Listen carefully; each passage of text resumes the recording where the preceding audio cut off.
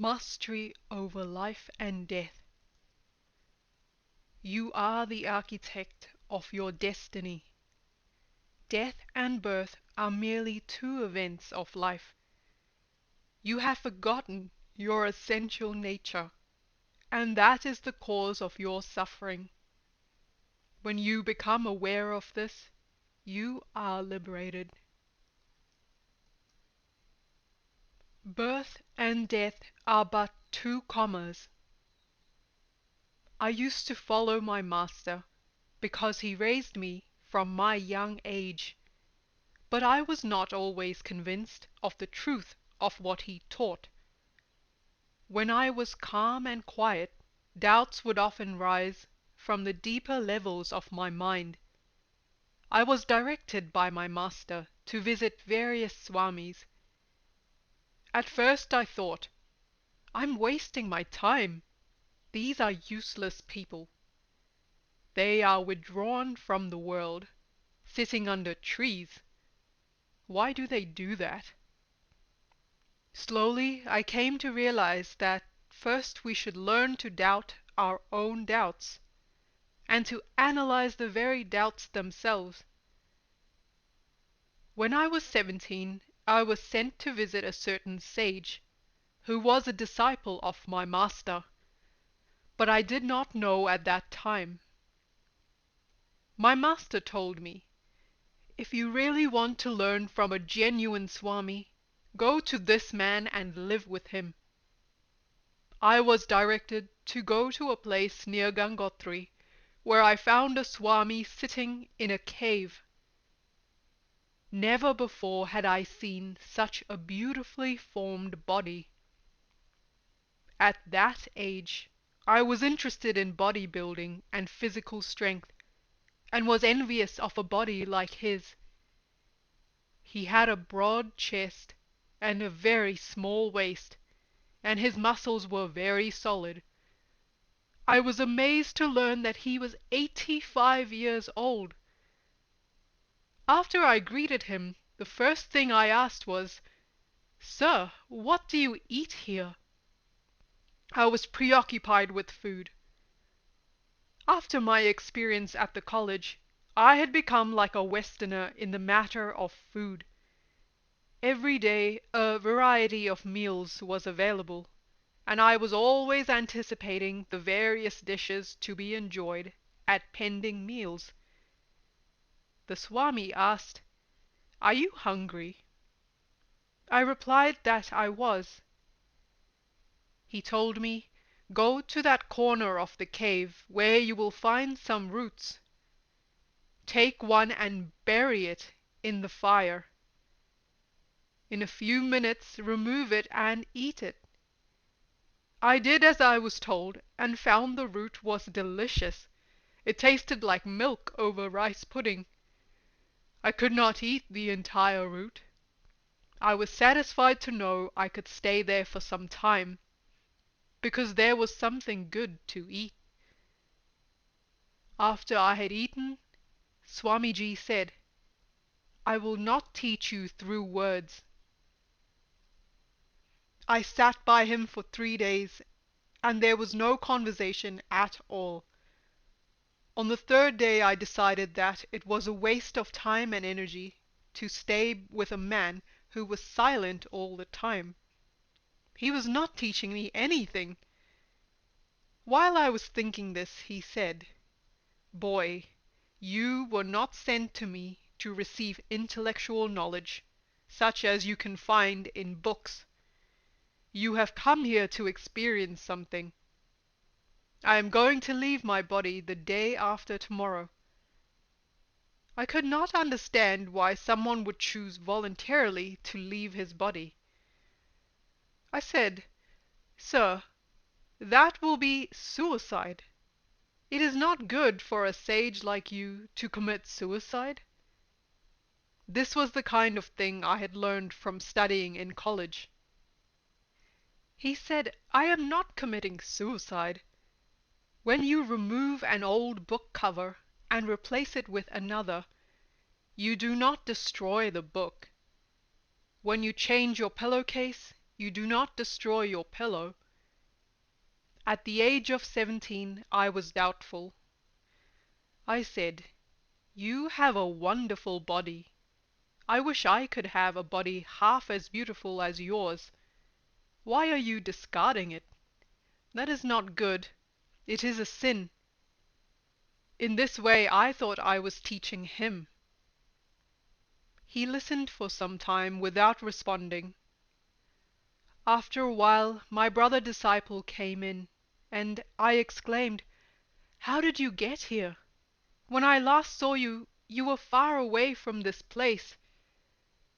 He quietly took me aside and said, "Don't disturb him. You ask him silly questions. You don't understand sages.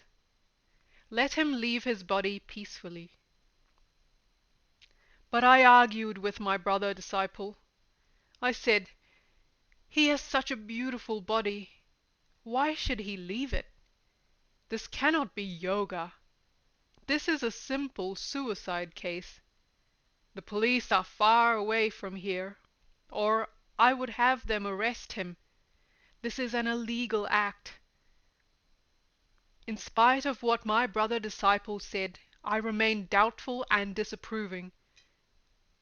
When we went out for morning or even ablutions, I would say, "This healthy man with such a beautiful body should go and show people how to build and maintain healthy bodies." He says I am only seeing his body, that I should see something more. But what is that? My brother disciple, who was older than I, replied, "Calm down. There are many things you still must learn. Let us keep our minds open, so that we may come to understand. There are many mysteries in life." The Swami wouldn't speak to me, so after 24 more hours, I said to my brother disciple, "I have not learned anything from silence, so I want to leave this place." He replied, "Why don't you witness the process by which he leaves his body?" I said, "This is a silly thing. I would rather die in a hospital, under the care of a good doctor, than die in a cave. What is this foolishness?" My ideas were totally modern and materialistic. My brother disciple said, "You don't understand. You were asked to come here and sit. If you want to argue in your mind, you can do that. That is your business. I can't stop it, but don't disturb me." Finally, Swamiji spoke up. "Actually, I am not doing anything. When it is time for us to leave the body, we know it. We shouldn't stand in the way of nature. Death helps nature. We should not be afraid of death, because nothing affects us. Do you understand?" I said, "I don't want to die, so I don't want to understand." He said, "Your attitude is not good. Try to understand what death is. Don't be afraid of it. We are afraid of many things, and that is not the way to live. Death does not annihilate you. It only separates you from a body." I retorted, "I don't want to exist without my body." He continued, "Death is a habit of the body. No one can live in this same body forever. It is subject to change, death, and decay. You have to understand this. Very few people know the technique of gaining freedom from their clinging to life. That technique is called yoga. It is not the yoga that is popular in the modern world, but is the highest stage of meditation. Once you know the right technique of meditation, you have command over other functions of your body, mind, and soul. It is through prana and breath that a relationship is established between mind and body. When the breath ceases functioning, the link breaks, and that separation is called death. But you still exist. I asked, how does one feel existing without a body? He replied, how do you feel when you go without a shirt? It's nothing. But no matter what he said, he did not philosophically or logically convince me, for I still had an immature mind in many ways. The day before he was to depart his body, he gave us instructions. Early in the morning at 5, I will leave my body. I want you to immerse it in the Ganges. Can you both do that? I replied, of course. I can do it alone. I picked him up by myself to demonstrate. The Ganges was not far away, just a few hundred yards. Much of that night I remained awake, trying to understand the motives of this man's voluntary discarding such a good and beautiful body. We regularly got up at 3 a.m.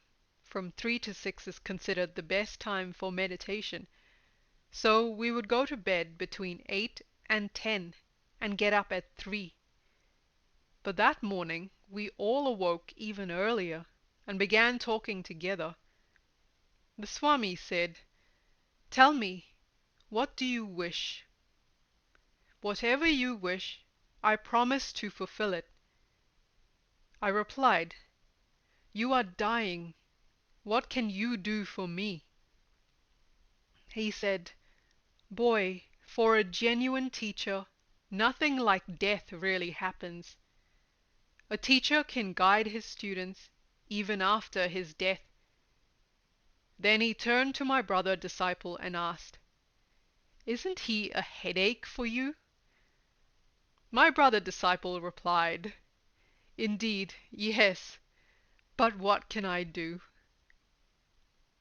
Between 5 and 5:30 we were still talking when the Swami suddenly said, now, sit in meditation. In 5 minutes I will leave my body. Its time is over. This instrument, which is called body, is not capable of giving me more than I have already attained, so I will leave it behind. 5 minutes later he sang out, Om, and then there was silence. I checked his pulse and heartbeat. I thought, he may have suspended his pulse and heartbeat for some time and might start breathing again. Then I checked his body temperature, his eyes, and all that. My brother disciple said, enough of that. We have to immerse his body before the sun rises. I told him, don't worry, I will do it myself. But he said, I want to help. When we both tried to lift him, we found that we could not budge his body.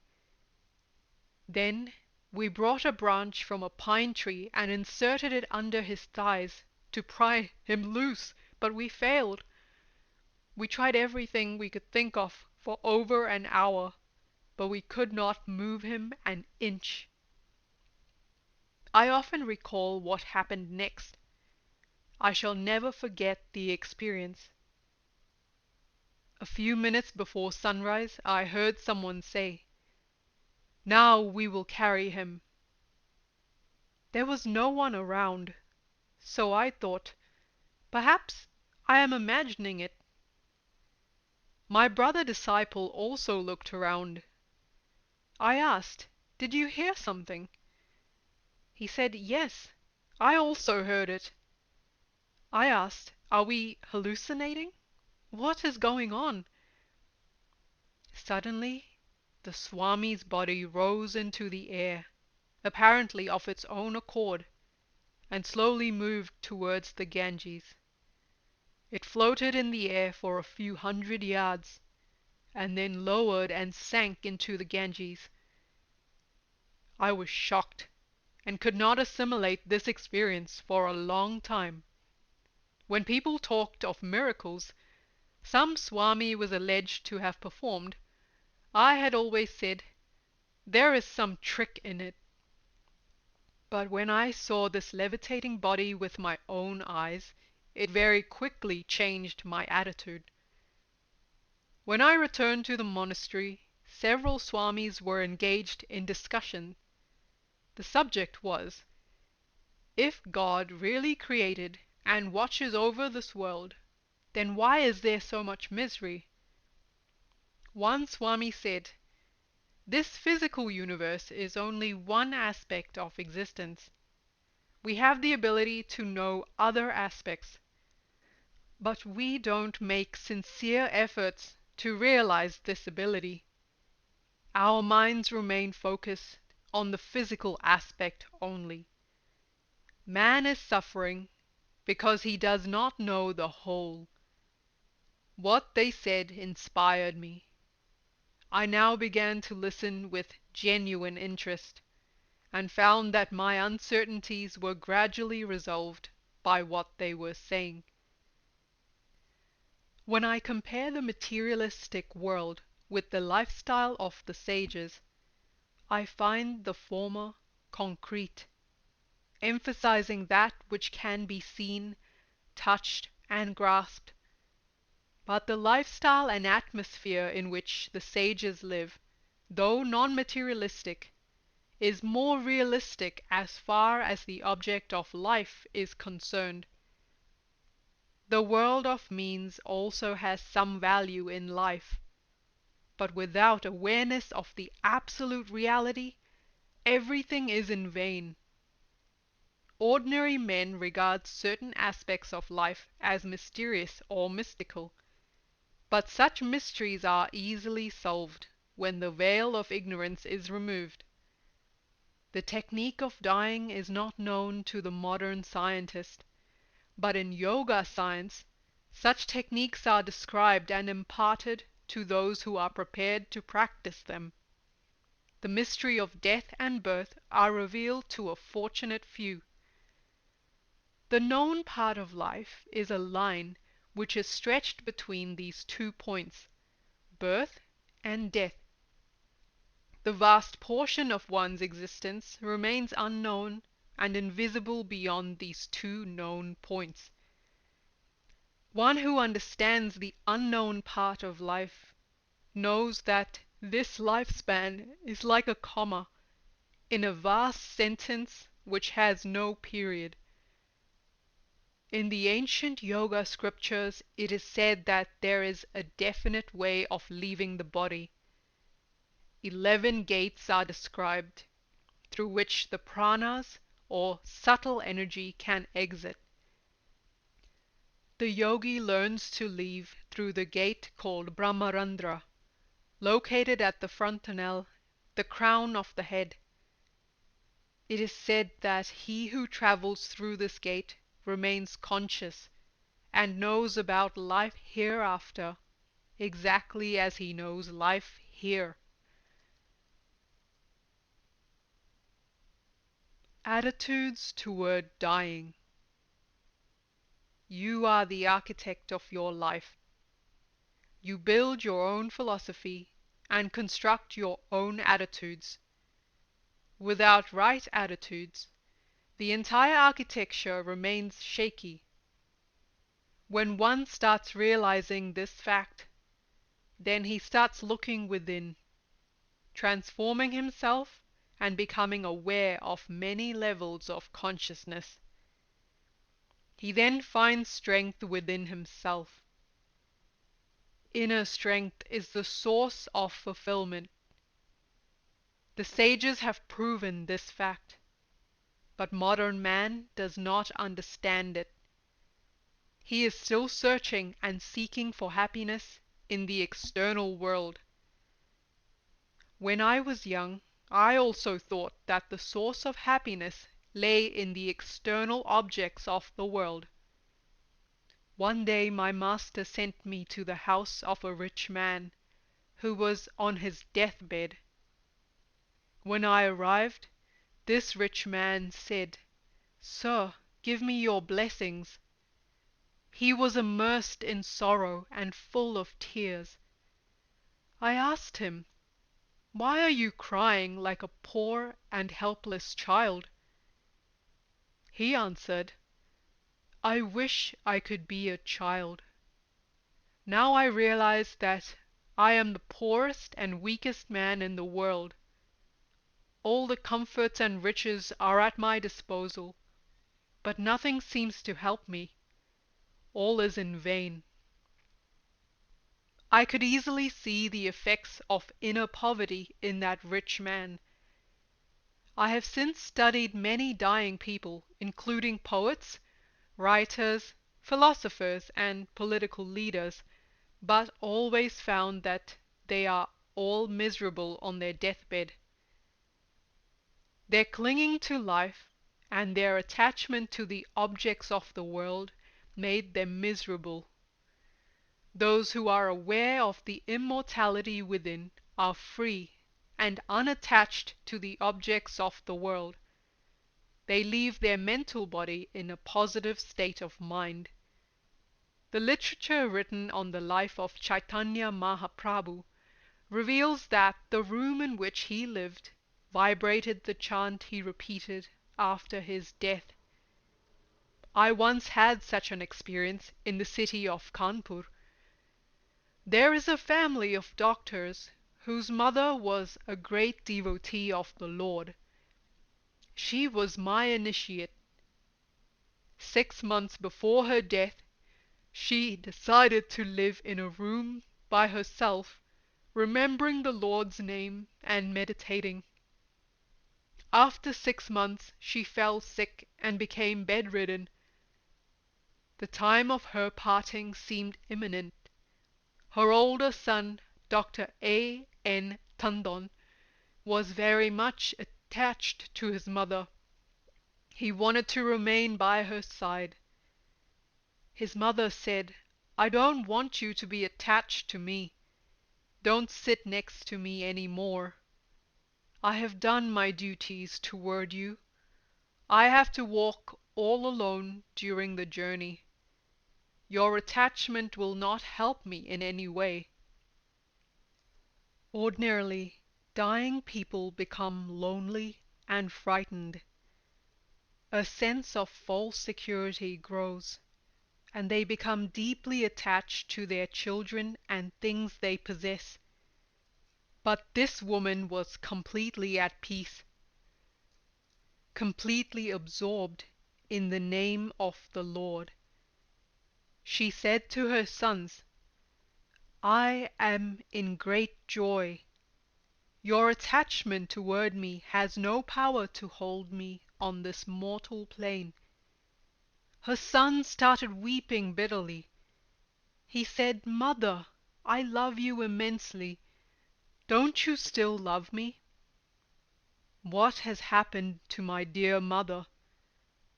She replied, "That which was expected to happen has already happened. I am a free soul now, in great joy. I am a wave of bliss in the ocean of the universe. I am free from all fears and anxieties. You're still attached to my mortal body, but I have now known that body is just a shell. Do you call it mother?" I was present there. She wouldn't allow anyone to sit in the room but me. 5 minutes before her death, she smilingly whispered in my ear, "These people think that I have lost my mind, but they do not know how much I have gained." Then she asked me to call all the family members. She raised her hand and blessed them, and then left for her heavenly abode. After her death, the walls of that room in which she lived vibrated with the sound of her mantra. Anyone who came would feel the sound being vibrated from those walls. Someone informed me the walls of that house were still radiating her mantra. I could not believe it, so I visited the house and I discovered that the sound of her mantra was still vibrating there. Mantra is a syllable or word, or set of words. When consciously someone remembers his mantra, it automatically is stored in the unconscious mind, though ordinarily one does not remain aware of this fact. During the day of parting, when the mind is failing and stops functioning, attachment toward body and other possessions of the world makes one horribly lonely and miserable. During such a period, that which one has stored there in the unconscious mind becomes one's guide. This period of separation is painful to the ignorant. This is not the case with a spiritual person who has remembered his mantra faithfully. The mantra guides him through this period of transition, which is frightening to the ignorant. Death is not painful, but fear of death is very painful. The mantra is a powerful support and guide which leads the dying person peacefully through that unknown period of darkness. Mantra then becomes a torch-bearer when one goes through the corridor that exists between death and birth. Constantly being aware of the mantra with complete faith is one of the surest methods. All the spiritual traditions of the world use this method. A purified and trained mind, with the help of mantra awareness, dispels the darkness during the period of transition. Mantra is a rare friend indeed, which helps one whenever it is needed, both here and hereafter. By remembering the mantra constantly, the aspirant creates deep grooves in the unconscious, and then the mind flows spontaneously in those grooves. Mantra is a spiritual guide which dispels the fear of death and leads one fearlessly to the other shore of life. It is an accepted fact to yogis that the body is like a garment. They believe that when the garment is no longer useful, it can be cast off consciously, without any fear or misery. This way of casting off the body is not unusual for them. I was fortunate to have witnessed such a case during the Kumbh Mela at Allahabad. Kumbh Mela is a festival of sages which is celebrated every 12 years. Many sages and learned people assemble on the holy banks of the Ganges to share their experiences and knowledge with all those who attend. This festival lasts for a month. All religious people of India like to enjoy this spiritual gathering. During this time, I was staying in a garden house situated on a bank of the holy Ganges. Early one morning, at about 3 o'clock, I was informed that Vinay Maharaja had decided to cast off his body punctually at 4:30. This Swami was a student of my master. I immediately rushed to the hut where he was staying. There he talked to me for half an hour, discussing the higher practices of Yoga Vedanta. There were 6 other Swamis sitting around him. Exactly at 4:30, after explaining the technique of voluntarily casting off the body, he bade goodbye to us, saying, "God bless you. We'll meet on the other side." Then he was silent. He closed his eyes and became still. We all heard the sound, tick, come from his skull. This was the sound of a cracking skull.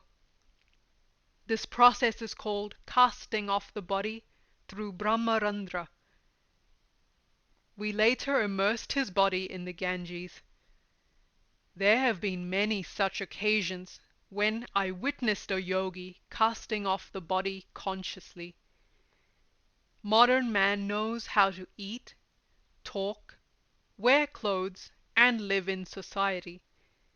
He also knows how to prepare the expectant mother to give a safe birth, and has discovered the painless method of labor. But modern man has not yet learned the techniques of casting off the body voluntarily and joyfully. During the time of death, he becomes miserable and experiences many psychological pains. Our modern society, though highly evolved technologically, is still ignorant of the many mysteries of life and death. Modern man has not yet discovered the resources which are already within him. Death is a habit of the body, a necessary change. The dying man should be educated psychologically for this moment. This inevitable change called death is itself not painful, but the fear of death creates miseries for the dying man. There are many aspects of education imparted to modern man for his success in the world, but no one imparts the knowledge which gives him freedom from the fear of death. It is essential for human beings to find out the way of comforting the dying. The techniques of casting off the body. I, along with 2 friends, started a journey from Gangotri to Badrinath. It was July, the traveling season of the clouds. We took a narrow, zigzagged footpath, an unusual route, which was known by only a few yogis and sages. It took 4 days to travel the 25 miles on foot from Gangotri to Badrinath using this route, while it would have taken many more days using the much longer ordinary route.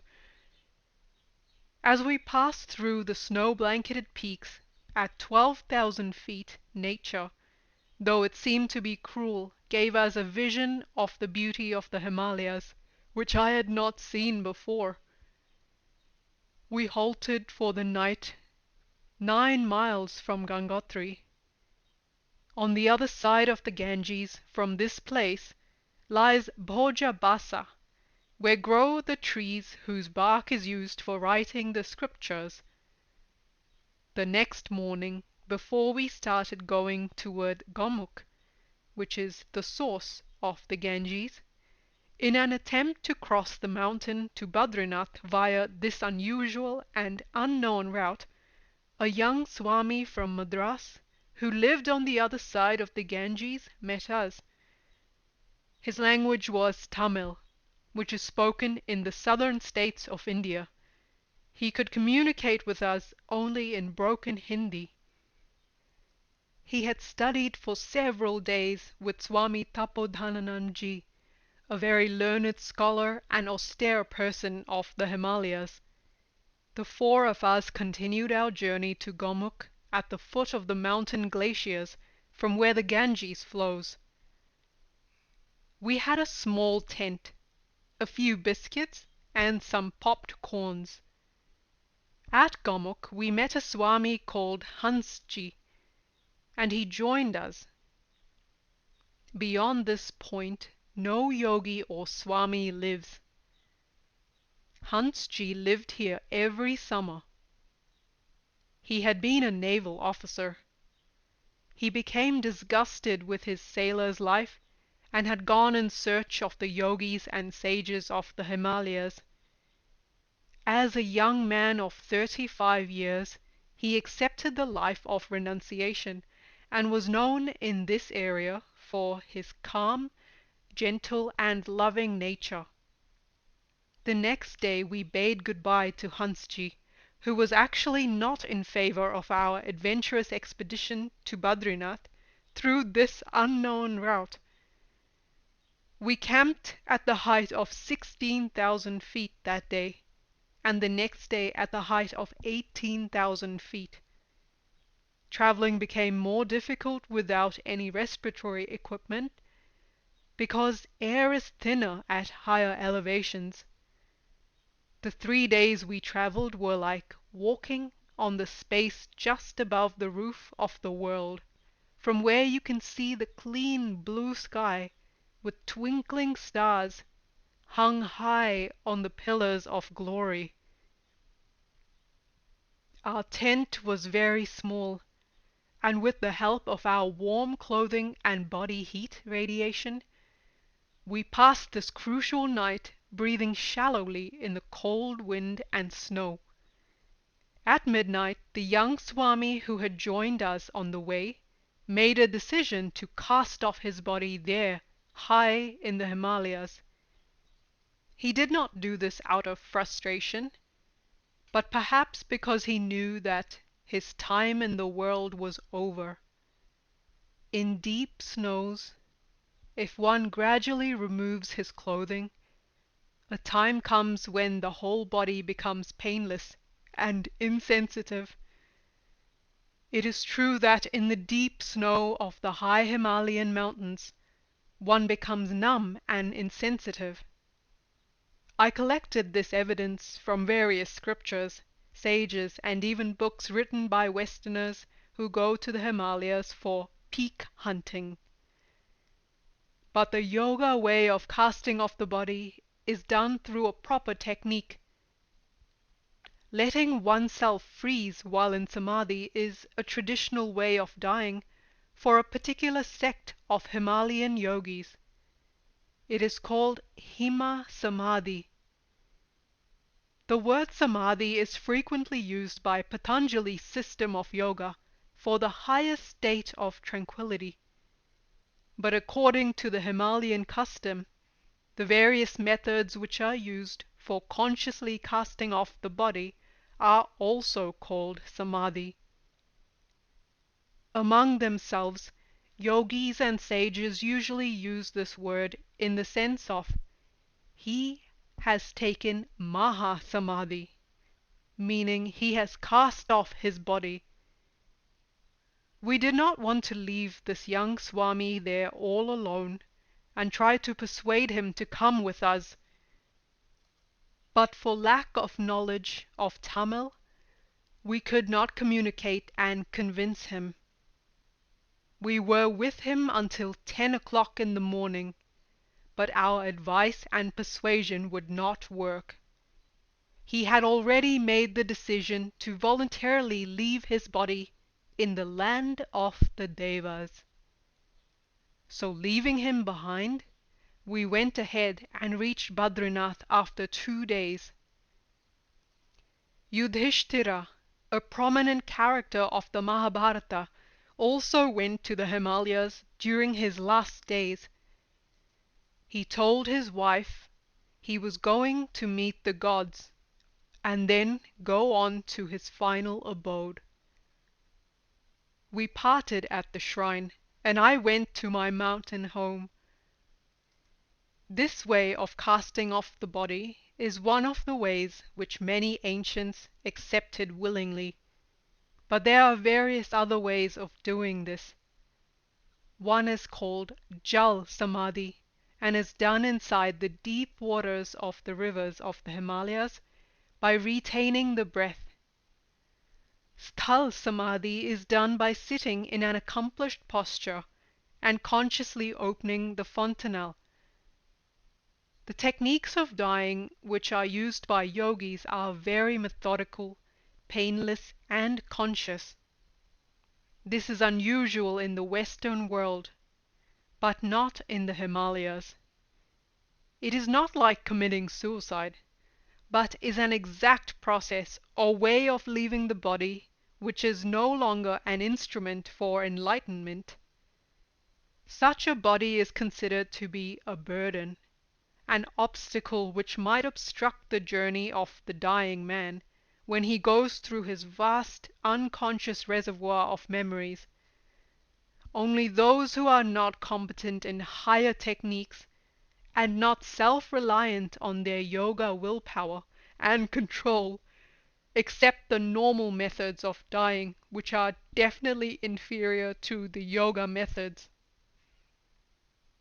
There is another very rare way of casting off the body. By meditating on the solar plexus, the actual internal flame of fire burns the body in a fraction of a second, and everything is reduced to ashes. This knowledge was imparted by Yama, the king of death, to his beloved disciple Nachiketa in the Kathopanishad. All over the world, instances of spontaneous combustion are often heard about, and people wonder about such occurrences. But the ancient scriptures, such as Mahakala Nidhi, explain this method systematically. Birth and death are two events in life which are considered to be very minor according to the yogis and sages of the Himalayas. Modern men tried their best to discover the mystery of birth. They did so and can now prepare for that pleasurable event. But for lack of a real philosophy behind life, they do not understand or know the techniques of dying, and thus cannot prepare themselves. For a yogi, death is a habit of the body, and a change like other changes that occur in the process of growth. Modern men could receive this training, and then there would be less misery in old age, when they find themselves completely isolated and ignored by the rest of society.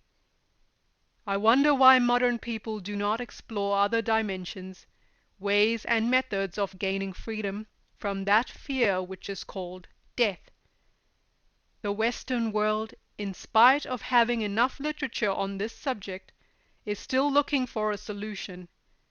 Nonetheless, people have now started talking to the general public on this subject, but no book explains the techniques for dying. Yoga literature and practices, which are neither religious nor cultural, could be verified scientifically and then used to comfort dying and suffering people. Living in a dead body. A British military commander in charge of one of the commands in Assam, India, started practicing meditation under the guidance of my master, whom he adored highly. He had met my master in 1938 in a place called Rourke, some 40 miles from Rishikesh. One of the Indian officers had praised my master highly, so this commander accompanied him to meet my master on the bank of the Ganges. After that, the commander often went to see my master, and even thought of resigning his high military commission to be with him. He also loved me and wanted me to visit Assam, but I preferred to be in the mountains rather than to visit the towns and cities. When I was 16 years of age, I met an old adept called Bur Baba. Bur means old, who lived in the Naga hills. He was on his way to Assam. He stopped to see my master while we were staying in Guptakashi cave, 5 or 6 miles from the town. This adept was very slim. He had white hair and a beard, and dressed in white robes. He had an unusual way of carrying himself. He resembled a very straight, unswaying bamboo staff. This adept would often visit my master and consult with him on higher spiritual practices. he would repeatedly talk to my master about the subject of changing bodies. I was young and did not understand very much about this particular practice, which is called Parakaya Pravesha. No one talked freely to me about this yoga process. After 10 days, I was told to visit Assam with this old adept. We went to Assam by train and then stopped to visit the commander, who practiced yoga postures, pranayama, and meditation regularly. The other military officers did not understand their commander. They thought he did odd things, that he was practicing something strange. One of the Indian majors under this commander talked to me about him. He said, "First he asks me to get a chair, then he sits on it. Next he asks me to remove the chair from under him, yet he remains in the same position, as if he were still seated comfortably on the chair. He would sit in that position without any support at a desk in his office." Another major who had been with him for a long time told me that since having become a yogi 3 years earlier, his personality had constantly changed. He said, "He doesn't lose his temper any more. He is very kind and gentle." The commander became a teetotaler. He knew Hindi well and was studying Sanskrit. While we were there, I heard Bur Baba tell the commander that in 9 days he was going to assume another body. After a few days, Bur Baba and I left the military camp and went to the Naga hills. Because of the mosquitoes, snakes, and wild animals, including tigers and elephants, in that part of the country, very few yogis live there. The cave in which we stayed was the cave of the late Swami Nigamananda, who wrote 3 books, Yogi Guru, Tantric Guru, and Vedanta Guru, on his experiences, which I found very useful. During the time we spent together, this adept would often talk on some profound subject, while I would be preoccupied with flexing my muscles. I told Baba, "I have strong muscles," to which he replied, "Very soon your strength will be tested." I had an inquisitive mind, so I was constantly asking questions of Baba. Finally he said, "No questions any more. Focus your mind on your mantra." This Baba knew several languages, including Sanskrit, Hindi, Pali, Tibetan, and Chinese. Sometimes he spoke to me in English, but only when he was annoyed with my constant chattering. Then he would say in English, "Shut up!" I loved silence, but in order to know more about the many things I found mysterious, I would put questions to him. In spite of his annoyance, I continued pestering him. When the time was approaching for us to leave the cave, I asked him why he wanted to assume another body.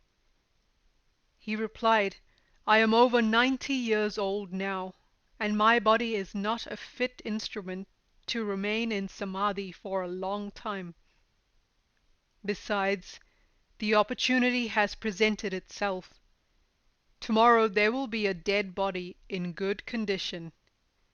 A young man will be bitten by a snake, and then placed in a river 13 miles from here." I found his talk quite bewildering. He told me that he would leave the cave in the morning and reach our destination before sunset. When morning came, however, we could not leave the cave. During the night an elephant had inserted its trunk into the outer chamber of the cave. A scorpion hiding itself in the corner of the cave had stung the elephant on the trunk, and the elephant died in that position. Its two front legs, the trunk and the head, were inside the cave, and its hindquarters were outside. We obviously could not get out without great effort. Baba caught hold of the scorpion with his bare hands and said, "Bad boy, what a horrible thing you have done." "Don't do that," I yelled. "It will sting you." But he replied, "No, it wouldn't dare do that." It was a huge black scorpion about 5 inches long. I wanted to kill it with my wooden sandal, but Baba said, "No, no one has the authority to kill any living creature." These two got even with each other. You will know what happened when you understand the cause and effect of karma. He wouldn't explain more to me because we had to leave, and the distance we had to cover on foot through such a dense forest was long. After 2 arduous hours of trying to push the dead elephant out of the way, I finally made enough space for us to crawl out. 13 miles north of the cave, we came upon a river, where we camped that night. In the morning I bathed in the river, and at 4:30 sat for meditation. When I opened my eyes, Baba was gone. I searched for him and waited the whole day, but he never turned up. So I decided to depart for the Himalayas. The whole journey seemed to be very mysterious and fruitless. Even my way back was a rugged path through thorny bushes. When I reached the Assam headquarters of the British commander, he said, "Bori Baba has done it. He has assumed a new body." I still did not understand the whole thing. Immediately the next morning I left for my Himalayan home. When I arrived, my master said, "Bori Baba was here last night and was inquiring about you." A few days later, a young sadhu visited our cave. He started talking to me as though he had known me for a long time. He described all the events of our journey to Assam in detail and said, "I'm sorry you could not be with me when I changed my body."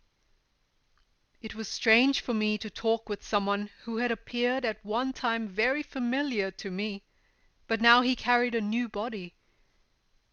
I found that his new physical instrument did not affect his previous capacities and characteristics at all. He exhibited all the intelligence, knowledge, memories, talents, and mannerisms of the old Baba. I verified this by minutely watching his speech and actions. The young man even had that same strange bamboo-like walk of the old man. Later, my master gave him a new name, saying, "The name goes with the body, not the soul." He is now called Ananda Baba, and is still a wanderer in the Himalayas. When I see him even today, I think of him in his previous body, and have difficulty in adjusting to the body which is in front of me. With all the evidence I collected, I found out that it is possible for a highly advanced yogi to assume the dead body of another, if he chooses to do so, and if a suitable body is available. The adepts alone know the process. For the ordinary mind, it is only a fantasy. I feel my life has been fuller and richer for what I have learned from the great sages. If my hands cannot lift the veil of the future, nor my eyes penetrate its folds, I can still hear melodies of the music and distinguish their voices. The objects of the world do not pass through my mind, but their voices echo from the depths of my being. My master casts off his body. One day in July 1945, my master said that he wished to cast off his body. I argued with him. It is written in the scriptures that the master who leaves a foolish disciple in the world is committing a sin and goes to perdition. So he said, "Okay, then I will not cast off my body, because you are still a fool and ignorant." Then in the year 1954, shortly before I was to leave for Germany, I was taking a bath in the Ganges and thought, that was not right for me to do. I should not have forced him to stay bound to his body, as he has already given me so much. When I went to my master, I didn't tell him of my thought, but he said, "Ask the other Swamis to come at 5:30 this evening for the last teachings I want to impart." We were at a height of 11,600 feet, near a shrine in the Himalayas. This place is situated between Basudhara and Badrinath.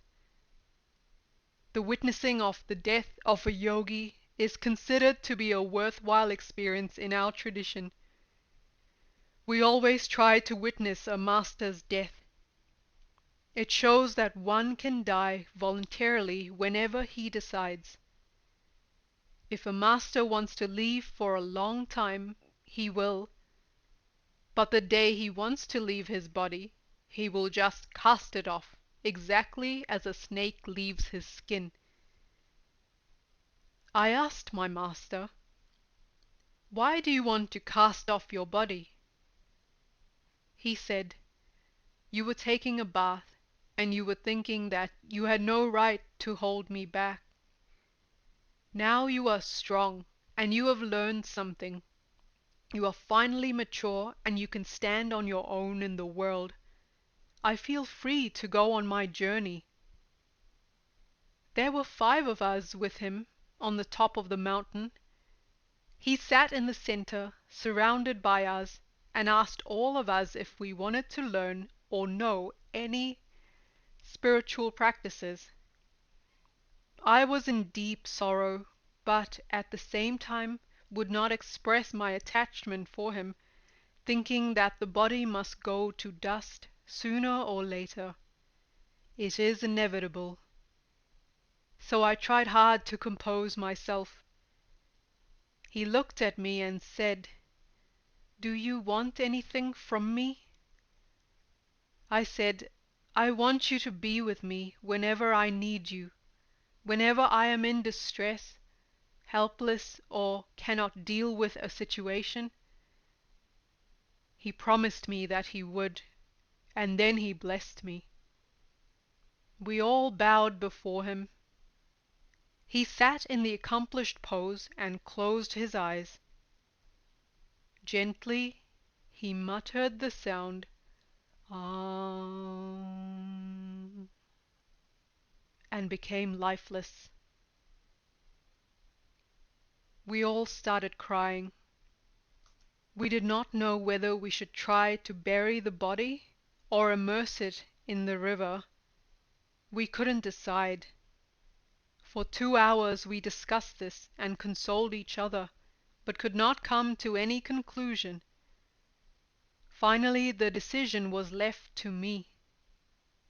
We thought of carrying his body to our cave, but since it was 63 miles away, it would take several days to reach there. Nonetheless, another Swami and I started to carry his body toward the cave.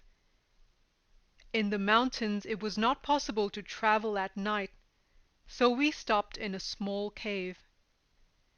We were very quiet and passed the night sitting and looking at each other.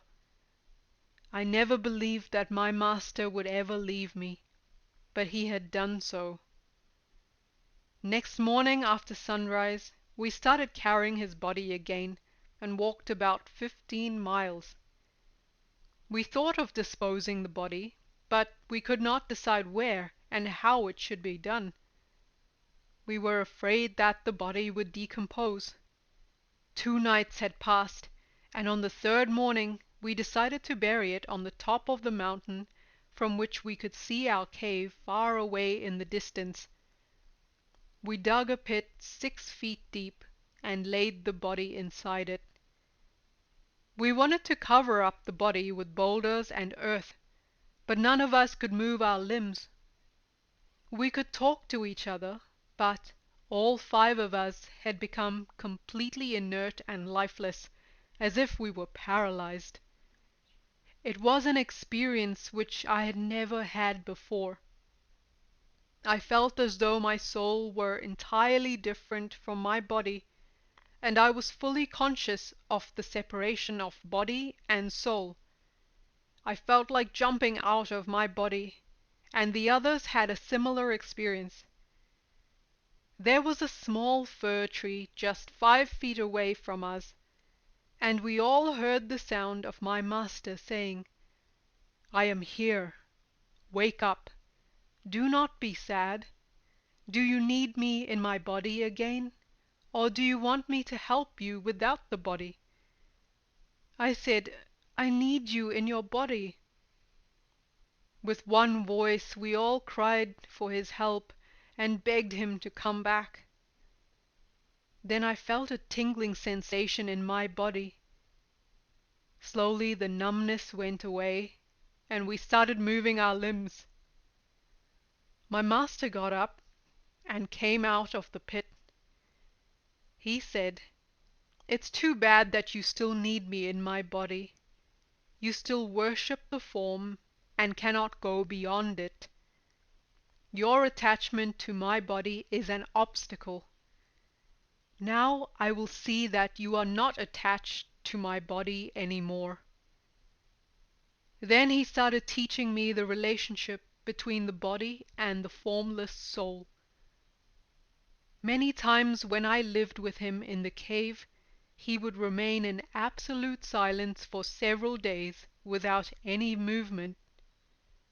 Whenever he opened his eyes, we would go on and sit near him. One day he told me that there are 3 categories of beings. The first, the absolute being, the Lord of the universe. The second, the sages who have power over birth and death, and who are semi-immortal beings. They are born and die at their will. The third, the ordinary people who do not have mastery over birth and death. For them death is a constant fear that lurks in the minds and hearts. Such ignorant people will suffer. A sage and a yogi are not bothered by the minor events of death and birth. They are free from all fears. Being free from all fear is the first message of the Himalayan sages. That fearlessness is one of the steps toward enlightenment.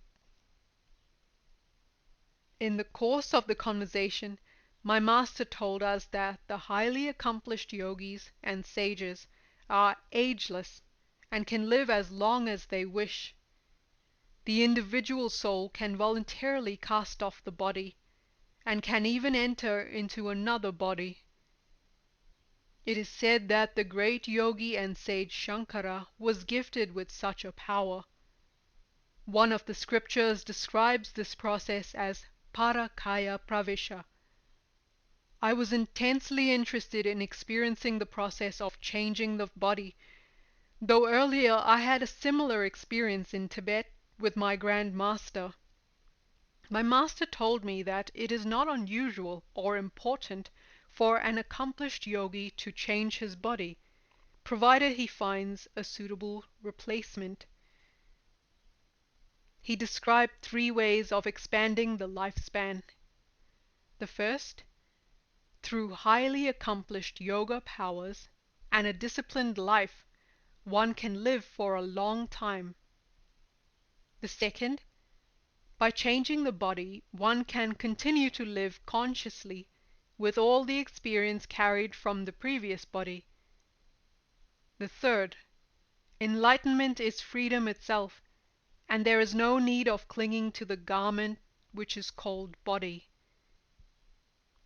After studying a few rare manuscripts and learning at the feet of my master, my desire for knowing this science grew stronger. The sages explored and expounded the deeper truths of life. These truths are the truths of all time and all humanity, and hence the universality of their appeal. Deep down in the hearts of all realized men, no matter what their race and what their color, is the desire to understand and to hold to the truth, to attain to the higher destiny of the human race. Man has been searching for immortality since the dawn of civilization. If one has done something in the past, the same thing can be done by someone today. And if someone can do that today, the same can be done by all. Life expresses itself through the medium of the body. Desires seek form for self-manifestation. Desire is the inner soul, and form is the external. Without content, there can be no form. It will be dead matter. Being devoid of rhythmic vibration, neither form nor desire is content, and will be eternally homeless.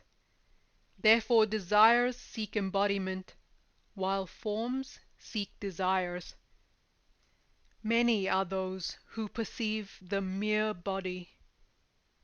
Being unable to apprehend the life within, they consider the lines of the picture to be final. They cannot pierce through them. Their realization must ever remain untrue, their knowledge incomplete. To learn more about man's inner life rhythms, one should learn to go beyond desire, and to cultivate the inward sensitivity and one-pointedness of that mind which can seek to help from the finer forces of rhythmic vibrations. Life is a rhythm, and one who knows this rhythm can live as long as he wishes.